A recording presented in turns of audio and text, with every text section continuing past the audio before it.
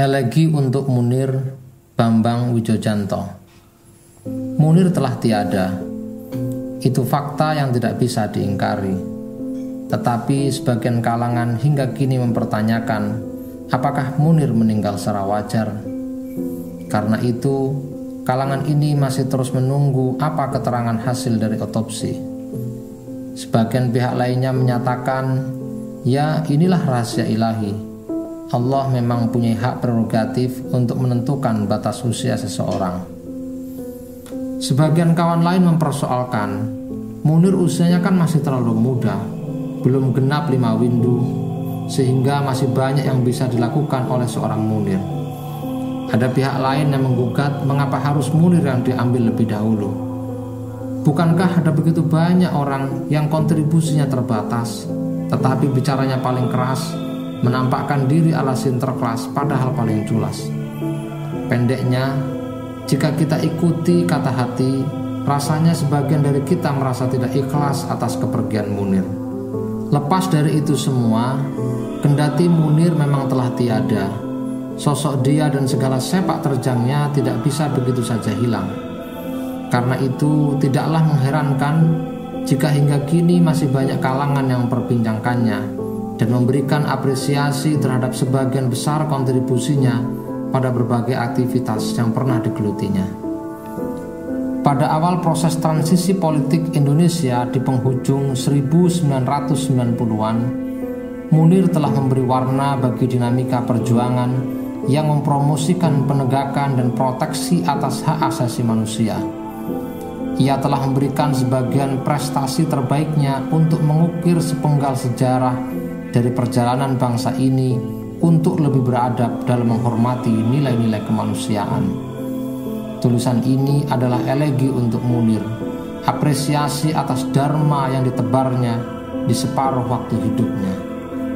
Ternyata apa yang dilakukan Munir dengan berbagai sikap, perilaku, serta pernyataannya di dalam periode 4 hingga 5 tahun terakhir ini merupakan bagian dari perjalanan panjangnya yang telah dia tempuh dan digelutinya selama ini. Apa yang dilakukannya itu telah dimulainya sejak ia masuk perguruan tinggi. Kala itu ia sudah terlibat di dalam kegiatan kampus. Bahkan ia sangat peduli pada berbagai kebijakan kampus yang dianggapnya tidak adil serta tidak berpihak pada kepentingan mahasiswa. Itulah sebabnya tidaklah heran jika Munir aktif terlibat di Badan Perwakilan Mahasiswa, Senat Mahasiswa, maupun di Himpunan Mahasiswa Islam di Universitas Brawijaya Malang. Karena itu juga tidaklah mengherankan jika kemudian pasca universitas, Munir memilih lembaga bantuan hukum untuk menjadi tempat persinggahan selanjutnya. LBH menjadi wahana penting baginya untuk terus mengasah kepedulian dan keberpihakannya guna melawan kesewenang-wenangan dan ketidakadilan. Disinilah kompetensi, kepekaan emosional, dan keberpihakannya terbentuk demi bekerja untuk dan bersama orang yang dizalimi kekuasaan. Banyak buku dibacanya, berbagai strategi advokasi dipelajarinya, serta banyak pertemuan didatanginya. Kesemuanya itu kian mempertajam kepekaannya untuk memproduksi berbagai gagasan cerdas untuk memperjuangkan kepentingan rakyat yang ditindas. Keberpihakannya kepada kelompok masyarakat yang dipinggirkan dirawat terus hingga secara tak sadar membentuk kepribadiannya. Gagasan telah disemai hingga jadi perbuatan. Perbuatan telah ditebar hingga menjadi kebiasaan. Kebiasaan telah terus-menerus dilakukan hingga menjadi karakter. Setelah masa baktinya di LBH Pos Malang dan LBH Surabaya, Munir mulai menjejakkan kaki dan melebarkan kepak sayapnya pada tataran yang lebih tinggi dan lebih luas lagi. Ada 3 hal penting yang perlu dicatat dalam berbagai aktivitas yang dilakukan oleh Munir sejak ia bergabung dengan Yayasan Lembaga Bantuan Hukum Indonesia. Pertama, Munir adalah orang yang sangat Spartan dalam melakukan tugasnya.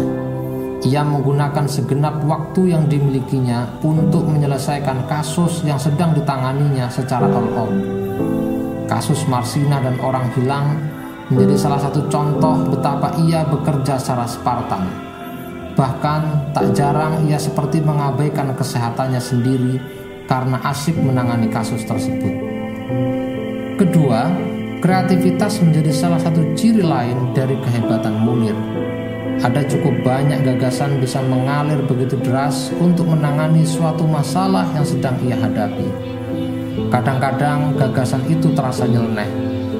Di dalam suatu dinamika yang intensif di YLBHI, dia menggembok salah satu ruangan milik rekannya dengan gembok yang sangat kecil untuk sekedar memberitahukan bahwa kawan itu sudah tidak pantas menempati ruangan itu karena sudah mengundurkan diri dari YLBHI.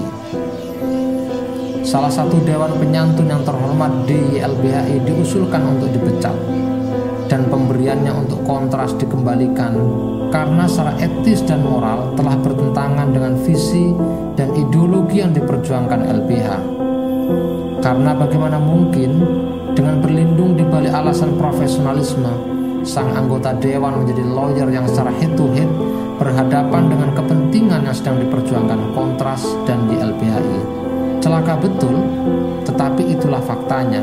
Ironis sekali. Tentu saja, selain itu semua, ia juga mampu mendorong rekan sejawatnya untuk mengajukan gagasan segar dan solusi alternatif atas suatu problem tertentu.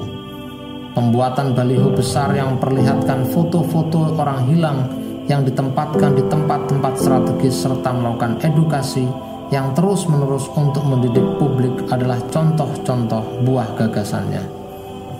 Ketiga, kemampuannya melakukan investigasi, menyelisih informasi, merumuskan dan mengemas isu juga menjadi kelihayannya. Karena itu janganlah heran jika Munir sangat piawai mendapatkan informasi baru, kemudian mengangkatnya dan mengemasnya secara menarik. Dalam menangani kasus orang hilang, Kontras di bawah kendali Munir secara terus-menerus mampu memberikan informasi segar atas kasus orang-orang yang hilang. Di sana-sini ada informasi yang cakupan dan kedalamannya perlu dipersoalkan kembali. Tetapi informasi itu mampu dikemukakan secara menarik sehingga tak banyak dipersoalkan orang. Pendeknya, kemampuannya untuk mengembangkan energi sosial yang dimilikinya telah memberi spirit bagi gerakan hak asasi manusia di Indonesia.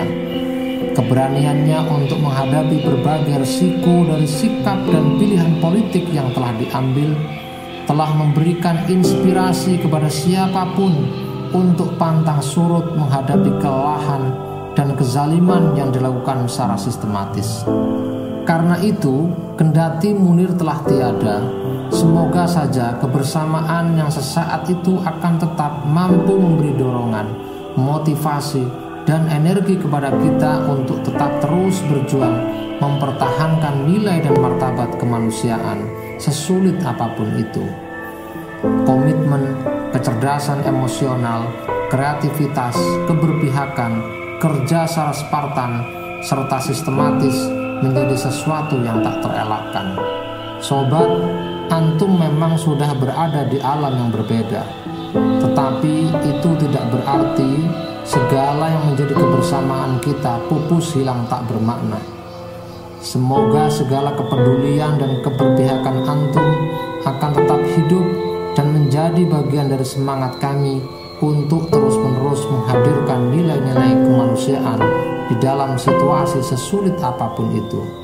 Sobat, selamat. Toh pada akhirnya kita kelak baku dapat di padang mahsyar, insya Allah.